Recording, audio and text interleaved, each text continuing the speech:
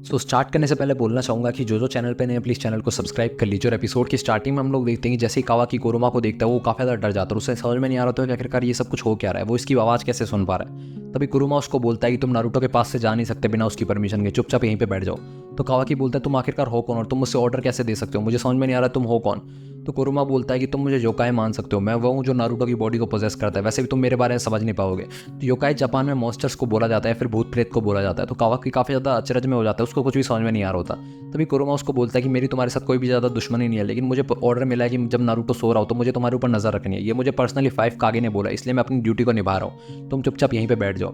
तो कावाकी बोलता है अच्छा मुझे याद आ गया, मैंने तुम्हारे बारे में कारा की फाइल्स के अंदर पढ़ा है, तुम टेल्ड बीस्ट हो है ना, और नारुतो तुम्हारा जिंजूरी किया। मुझे ये समझ में नहीं आ रहा कि आखिरकार होकागे अपने अंदर इतने बड़े मॉन्स्टर को रखते कैसे हैं। नो डाउट उसके पास अगर इतना पावरफुल वेपन है तभी वो शायद इस विलेज का हेड है, शायद इसीलिए वो होकागे है। तो कुरुमा बोलता है तुम्हारा नाम कावाकी है ना, मैं तुम्हारी सोच को बदल नहीं सकता, ये तुम्हारी गलती नहीं है। लेकिन लोग भी यही सोचते हैं कि शायद मेरी वजह से नारुतो ऐसा होकागे बना, इतना पावरफुल बना है, लेकिन जबकि इसका अपोजिट है। मैंने नारुतो को हमेशा रोका है, वो हमेशा होकागे बनना चाहता था, लेकिन हमेशा मैं ही उसके रास्ते में आया। जब से वो बच्चा है तब से मैं उसे देख रहा हूँ। मैंने काफ़ी ज़्यादा लोगों की जान ली थी उसके पैदा होने से पहले, जिसके अंदर उसके पेरेंट्स भी एक थे। जब वो बच्चा था तो उसको मेरा वैसल बना दिया गया और मुझे उसके अंदर सील कर दिया गया। वो कभी चाहता नहीं था कि मैं उसका वैसल बनूं या फिर वो मेरा वैसल बने, लेकिन फिर भी नारुतो को इतनी इमेंस पावर मिली जो कि उसने कभी चाही नहीं थी। वो कभी उस पावर को लेना ही नहीं चाहता था, फिर भी उसको पावर मिली।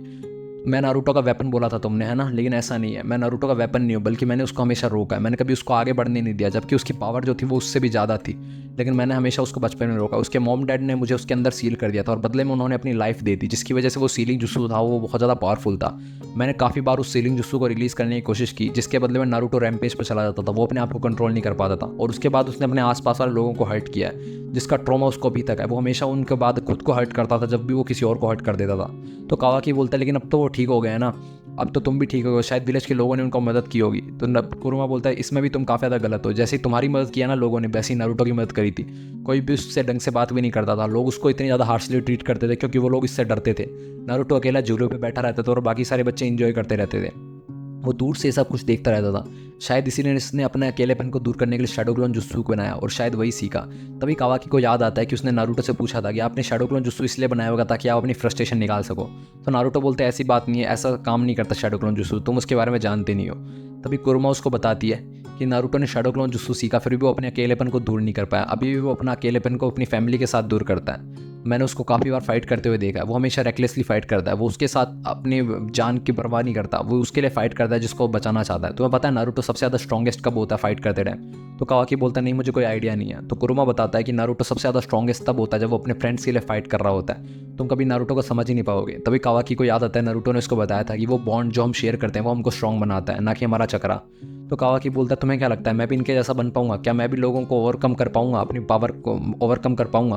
तो कुरुमा बोलता है मुझे नहीं लगता कि ये इम्पॉसिबल है, ये तुम पे डिपेंड करता है। तभी हम लोग होते हैं कावाकी जब नारुतो के बचपन के बारे में सुनता है तो उसकी आंखों में से आंसू आ जाते हैं। तो कुरुमा बोलता है तुम्हारे अंदर शायद अभी भी इंसानियत जिंदा है, अभी काफ़ी ज़्यादा लेट हो गई है, तो वास का पीस कल ढूंढने चले जाना, अभी सो जाओ। और उसके बाद हम लोग देते हैं कावाकी सो जाता है और अगले दिन कावाकी एक पेड़ के पास खड़ा होता है, अपने कर्मा की तरफ देख रहा होता है। तभी उसे याद आता है कि कैसे जीगन उसको बचपन में ट्रेन कराया करता था और उसको बहुत बुरी तरीके से पीटता था और उसको बोलता था तुम्हें अपनी वर्थ प्रूफ करनी पड़ेगी, पहले से ही डिसाइड हो चुका है कि तुम्हारी लाइफ कैसे जाएगी, तुम्हारी इच्छा चाहे कुछ भी हो तुम मेरे हिसाब से जियोगे। तभी वहाँ पे बोरुतो और नारुतो आ जाते हैं और कावाकी को बोलते हैं कावाकी क्या हुआ, हमने जो तुम्हें बोला वो करो ना। तो कावाकी बोलता है आप चाहते हो कि मैं इस पेड़ पर चढ़ के देखूँ?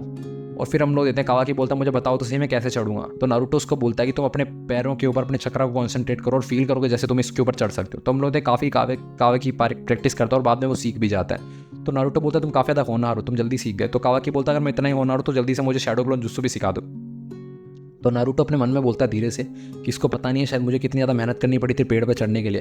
तो बोरुतो बोलता है क्या सच में डैड आपको मेहनत करनी पड़ी थी? मेरे लिए तो काफ़ी ज़्यादा आसान था, मैं तो बहुत जल्दी सीख गया था। भाई दूसरी तरफ हम लोग देखते हैं कि मिस्की और शारदा ये सब कुछ देख रहे होते हैं और शारदा बोलती है मुझे लगता है काफ़ी ज़्यादा अच्छी चल रही है चीज़ें। तो मिस्की बोलता है हाँ कावाकी काफ़ी ज़्यादा अच्छा शिनोबी बनेगा क्योंकि उसके पास साइंटिफिक निंजा टूल भी है, उसके पास अपना कर्मा भी और फिर वो निंजुत्सु भी सीख जाएगा। तो शारदा बोलते हैं लेकिन लॉर्ड सेवंथ उसको काफ़ी ज़्यादा स्पेशली ट्रीट दे रहे हैं ना। तो मिस्की बोलता है लॉर्ड सेवंथ के लिए सब कुछ ही स्पेशल होते हैं, वो सब लोग ही वो सबको अपनी फैमिली की तरह ट्रीट करते हैं। अब तुम मुझे ही देख लो मैं किसका बेटा हूँ, फिर भी लॉर्ड सेवंथ ने मुझे विलेज के अंदर अलाउ कर दिया और बाकी सारे लोगों को मेरे लिए प्रेरित किया। उसके बाद हम लोग इतने नारुतो वगैरह वापस घर जा रहे होते हैं तो नारुतो बोरुतो से बोलता है तुम्हारा कर्मा पे जो दर्द हो रहा था वो अब कैसा है? तो बोरुतो बोलता है वो इतना ज़्यादा दर्द नहीं कर रहा, अब उस पर काफ़ी ज़्यादा रिलीफ है, लेकिन अभी भी मुझे ऐसा लगता है कभी कभार कि मेरा हार्ट बहुत ज़्यादा तेज धड़क रहा है जबकि मैं कोई फिजिकल एक्टिविटी नहीं भी कर रहा होता हूँ फिर भी। और कई बार तो ऐसा होता है कि मुझे रात को सोने सोने में भी दिक्कत होती है। मुझे लगता है कि ये सब कुछ स्ट्रेस की वजह से हो रहा है, शायद इसमें कर्मा का कोई भी हाथ नहीं है। तभी वो नारुतो कावाकी से पूछता है, कावाकी तुम्हें कैसा लग रहा है, तुम्हारा कर्मा का दर्द ठीक है? कावाकी बोलता है हाँ काफ़ी दर्द ठीक है, और अब तो मुझे नाइटमेयर्स नहीं आते, यानी कि बुरे सपने भी नहीं आते जो कि मुझे पहले आया करते थे, और मुझे अब अपने अंदर और भी ज़्यादा स्ट्रेंथ लग रही है जब से मैं निंजुत्सु की ट्रेनिंग कर रहा हूँ। तभी मीस्की बोलता है कि शायद तुमने चक्रा पर कंट्रोल सीख लिया ना, इस वजह से शायद तुम्हारा धीरे धीरे पावर जो बढ़ रही है और तुम्हारी स्ट्रेंथ भी बढ़ रही है। तो नारुतो खुश होकर बोलता है कि मुझे अपने स्टूडेंट पर प्राउड है कि उसने इतनी जल्दी इतना सब कुछ सीख लिया। तो कावाकी थोड़ा खुश हो जाता है। तो बोरुतो बोलता है कि चाहे कुछ भी सीख लो डैड, ये आपसे जल्दी पेड़ पे चढ़ना सीख गया, आपको तो थोड़ा बुरा होने लगना चाहिए। तो नारुतो गुस्से में आता है और बोलता है तुम्हें होकागे का मजाक नहीं उड़ाना चाहिए नारुतो, तुम्हें बोरुतो तुम्हें पता है ना। तभी हम लोग शारदा अपने मन में सोचती है कि मैं इन लोगों से पीछे नहीं रहूंगी, मैं भी अपनी ट्रेनिंग पे आगे बढ़ूंगी।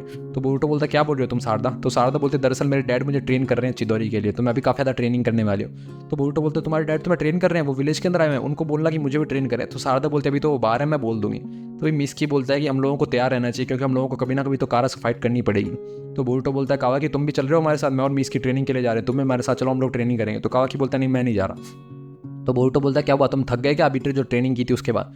तो कावाकी बोलता है ऑब्वियसली नहीं थका हूँ मैं, लेकिन मुझे घर में आना है, मुझे कुछ काम करना है, कुछ ऐसा काम जो सिर्फ मैं ही कर सकता हूँ। तो नारुतो बोलता है कोई बात नहीं बोरुतो, मैं इसके साथ रहूँगा और जो ये करना चाहता है वो उसको करने दो, तुम अभी इस पे ऊपर पाबंदी मत लगाओ। तो बोरुतो बोलता है चलो कोई बात नहीं, लेकिन कावाकी याद रखना तुम अकेले नहीं हो, मैं तुम्हारे साथ हूँ, हम सब लोग तुम्हारे साथ हैं। तो कावाकी जैसे ये सुनता है वो काफ़ी ज़्यादा चौंक जाता है क्योंकि उसने पहली बार ये सुना होता है। तो कावाकी बोलता है मुझे विश्वास नहीं हो रहा कि ये सब कुछ मेरे साथ हो रहा है। तो भाई बोरुतो मिस्की को बोलता है चलो मिस्की हम लोग चलते हैं, हम लोगों को ट्रेनिंग करनी है, कावाकी तुम्हारे साथ नहीं आ रहा। तभी कावाकी जोर से बोलता है कि जीगन, जीगन नाम था उसका जिसने मुझे कर्मा दिया, उसी ने मेरी लाइफ को हेल के अंदर तब्दील कर दिया। हम लोगों को किसी ना किसी दिन उससे फाइट करनी होगी, हम लोगों को उसको हराना होगा, चाहे हमारे पास कर्मा का यूज़ करें चाहे निंजुत्सु का। तो बोरुतो बोलता है तुम चिंता मत करो, हम लोगों को स्ट्रॉन्ग होना होगा उसको हराने के लिए, और मैं तुम्हारे साथ हूँ ब्रदर। और ये बोल के बोरुतो उसकी छाती पे जाकर अपना पंच बिठाता है और बोलता है कि तुम चिंता मत करो, मैं तुम्हें अकेला नहीं छोड़ूंगा। तो हम लोग हैं कावाकी थोड़ा सा हंसी का आता है और फिर वो बोलता है बोरुतो तुम अगर ऐसी बात बोलोगे तो मुझे भी तुम्हारे साथ चलना पड़ेगा। वहीं दूसरी तरफ हम लोग देखते हैं कि शारदा उसके बाद में अपनी ट्रेनिंग पे लग जाती है और वो चिदोरी जो होती है वो धीरे धीरे सीख रही होती है। तो लेकिन शारदा भी खुश नहीं होती और बोलती है मेरी चिदोरी भी डैड की चिदोरी कंपैरिजन में कुछ भी नहीं है, मुझे और भी ज़्यादा स्ट्रॉन्ग होना होगा।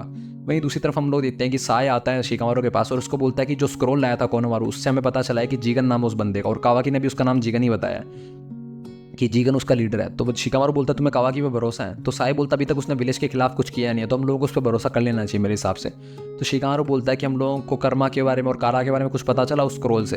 तो साई बोलता है कि हम लोगों को एक लोकेशन के बारे में पता चला है जो कि उस स्क्रोल के ऊपर थी, और हमने लेकिन उस लोकेशन के सिर्फ स्पेस टाइम निंजुत्सु से जाया जा सकता है, और मुझे लगता है कि वो ट्रैप भी हो सकता है क्योंकि उसके अंदर साफ साफ ऐसे लिखा हुआ था वो जैसे कि मतलब वो हमें चाहते हैं कि हम लोगों को वहाँ बुलाना, और मैंने ऑलरेडी वहाँ पे सास्के को भेज दिया है। अगर तुम्हें अच्छा ना लगे तो प्लीज़ मुझे बता सकते हो, लेकिन मैंने ऑलरेडी सास्के को वहाँ पे भेज दिया है। तो शिकारू बोलता नहीं नहीं तुमने राइट डिसीजन लिया, अगर मैं भी होता तो मैं भी सास्के को भेज देता, और अगर सास्के को तुमने वहाँ भेजा है तो अगर वो ट्रैप भी होगा तो हम लोगों को चिंता करने की जरूरत नहीं है क्योंकि सास्के ऑब्वियसली इतना ज़्यादा स्ट्रॉग है कि वो ट्रैप को अपने आप ही देख सकता है। वहीं दूसरी तरफ हम लोग देखते हैं कि साई उस सास्के उस जगह पे आ जाता है टाइम स्पेस वैली में, और वो देखता है कि वहाँ पे दीवारों पे अजीब अजीब से डायग्राम्स अजीब अजीब से निशान से बने होते हैं। वहीं दूसरी तरफ हम लोगों को दिखाया जाता है बोरो का महल जहाँ पे बाहर बहुत सारे लोग बोरो का इंतजार कर रहे होते हैं और हर तरफ अंधेरा ही अंधेरा होता है। तो ये बीच में रोशनी जलती है और वहाँ पे बोरो खड़ा होता है और बोलता है मुझे माफ़ कर दो मैंने आप लोगों को इंतजार कराया, और वो काफ़ी लंबा चौड़ा भाषण देता है और बोलता है क्या लो आप लोग सेटिस्फाई हो, जिस रास्ते पे आप चल रहे हो उस पर खुश हो, मैं आप लोगों को ऐसी जगह पे लेके जाऊंगा जहाँ पे आप लोग खुश रहोगे, आपके सपने सच होंगे, लेकिन आपके पास अभी तक इतना ज़्यादा फेथ नहीं है।